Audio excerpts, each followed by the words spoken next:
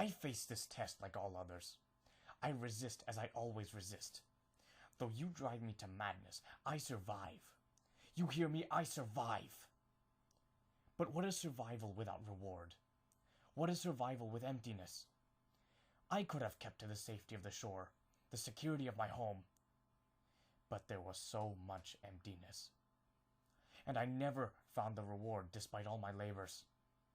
I slowly felt myself slipping away. But the sea and the battles that awaited me, will they destroy me? Was I not prepared for what I would face? Did I wait too long to take up my sword? Am I too weak now? Where am I? Where have I gone? I'm lost at sea and lost inside myself? Give me direction.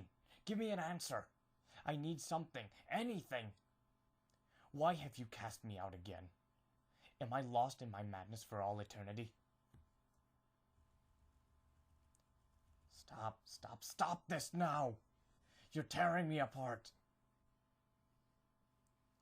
Love, passion, purpose, needs.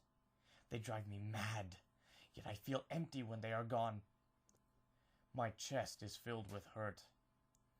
I can hardly breathe. Why do I need what destroys me?